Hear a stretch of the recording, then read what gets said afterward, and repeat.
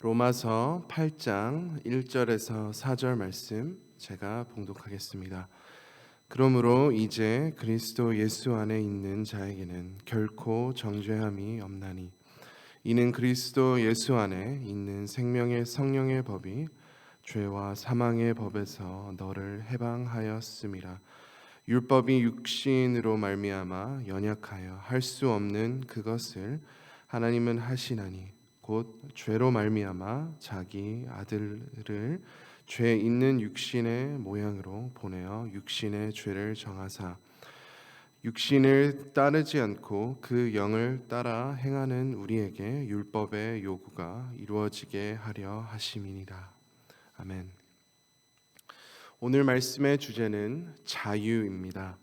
남자든지 여자든지 젊은이든지 노인이든지 부자든지 가난한 자든지 귀하든지 천하든지 인간은 누구나 무거운 짐을 지고 살아갑니다. 팬데믹으로 인해 전 세계가 무거운 짐을 지고 살아갑니다. 삶에 많은 어려움들이 있습니다. 몸과 마음의 고통이 있습니다.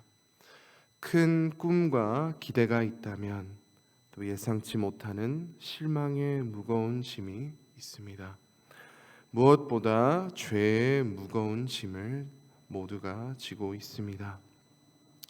누가복음 15장 말씀을 보시면 예수님께서 비유를 하셨는데 이 비유를 통하여 우리 모두가 무거운 짐을 지고 있다는 것을 볼 수 있습니다. 어떤 사람이 두 아들이 있었습니다. 둘째가 아버지가 돌아가실 때 상속받을 유산을 살아계신데도 당장 달라고 했습니다. 아버지는 저한테 죽은 것과 같은 존재입니다. 이 말이었습니다. 그 재산을 받고 먼 나라를 가서 허랑방탕하여 그 재산을 다 낭비하였습니다. 큰 흉년이 들어서고 먹을 것이 없어서 돼지 먹는 쥐염 열매라도 먹으려고 했는데 그것마저 줄 사람이 없었던 것입니다. 차라리 아버지께 돌아가서 이렇게 말씀드리기로 결정했습니다. 하늘과 아버지께 죄를 지었사오니 나를 품꾼의 하나로 보소서. 용기 내어 다시 아버지께 돌아가다가 아직 집이 저 멀리 있었는데 아버지가 달려와서 아들을 안아주고 입 맞추고 제일 좋은 옷을 입히고 손에 가락지 끼우고 발에 신을 신기고 살찐 송아지를 잡아서 큰 잔치를 열었습니다. 이런 아버지가 어디 있겠습니까? 그러나 우리에게도 이러한 아버지가 계십니다. 우리의 하늘 아버지이십니다. 우리도 이 둘째 아들처럼 하나님을 버리고 죄를 선택하였습니다. 우리 마음대로 우리 뜻대로 살다가 우리 죄의 멍에가 너무 무거웠습니다. 삶의 무게가 너무 무거웠습니다. 세상 행복들이 우리의 짐을 들어주지 못하고 오히려 더 무겁게만 했습니다. 그래서 하나님의 은혜로 우리가 하나님께 돌아가기로 다짐했습니다. 복음을 듣게 되었고 우리는 돌아갈 자격은 없었지만 하나님께서 우리를 받아주실 이유도 전혀 없었지만 우리가 큰 죄를 지었고 우리가 아버지를 떠났지만 그러나 하나님께서 오히려 우리를 안아주시고 입맞추시고 예수님의 의를 입혀주시고 하나님의 자녀로 삼아 주셨습니다. 예수님께서 십자가에 우리의 무거운 짐을 대신 짊어주시고 우리는 죄에서 자유함을 얻었습니다. 예수님께서 이 비유에 두 아들이 있다고 하셨습니다. 모든 사람이 무거운 짐을 짓고 있다면 둘째 아들의 죄는 선명하지만 첫째는 어떠한 무거운 짐을 지고 있었나요?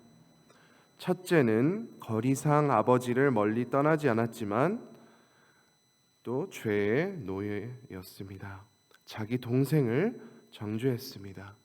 로마서 3장 10절 말씀 기록된 바 의인은 없나니 하나도 없으며 또 로마서 3장 23절 말씀입니다. 모든 사람이 죄를 범하였음에 하나님의 영광에 이르지 못하더니 첫째는 교만했습니다. 본인이 의롭다고 생각했습니다. 그는 아버지 곁을 떠나지 않았고 열심히 일하였지만 그는 동생을 사랑하지 않았습니다. 동생이 말 못할 잘못을 하였습니다. 그러나 형이잖아요. 사랑하는 형은 동생을 찾아가서 아버지께 돌아가자 해야 했습니다.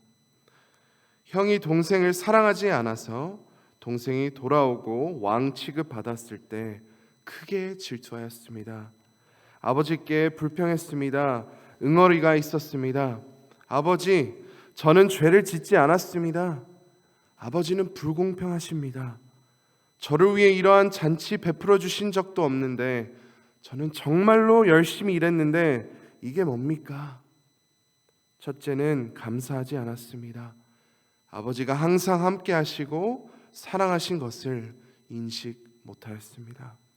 가까이 있지만 아버지와 가장 멀리 떨어진 첫째였습니다. 아버지의 마음을 몰랐습니다. 일도 중요하지만 아버지가 가장 원하셨던 것은 사랑이었습니다. 아버지는 두 아들을 너무 사랑하셨습니다. 첫째는 열심히 일하면 아버지의 사랑을 얻을 줄 알았는데 아버지는 첫째의 모습 있는 그대로를 사랑하셨던 것이었습니다. 두 아들이 죄의 노예였습니다. 둘째는 아버지를 멀리 떠나 방탕하고 죄로 가득한 삶을 살았고 첫째는 가까이서 열심히 일함으로 사랑을 얻으려다가 오히려 교만과 비교의식과 남을 정죄 또 질투하는 삶을 살게 되었습니다. 우리 안에 어떤 아들의 모습을 발견하십니까? 잠깐 시간 드리겠습니다. 저는 제 삶에서 두 아들이 다 보입니다. 하나님을 멀리 떠나 죄를 선택하는 모습들도 있고 남과 비교해서 하나님 없이 내가 대단하다고 생각하는 교만과 자만심도 있습니다. 우리가 기억해야 할 것은 첫째나 둘째가 동일하게 지은 큰 죄는 이것입니다. 둘째는 하나님으로 족하지 않아서 하나님을 떠났고 첫째는 하나님으로 족하지 않아서 인정받음으로 사랑을 얻으려고 했습니다. 하나님이 족하지 않다는 삶을 산 것이 우리 모두의 무거운 짐입니다. 오늘 본문 말씀이 우리에게 큰 은혜입니다. 본문 1절 말씀입니다. 그러므로 이제 그리스도 예수 안에 있는 자에게는 결코 정죄함이 없나니.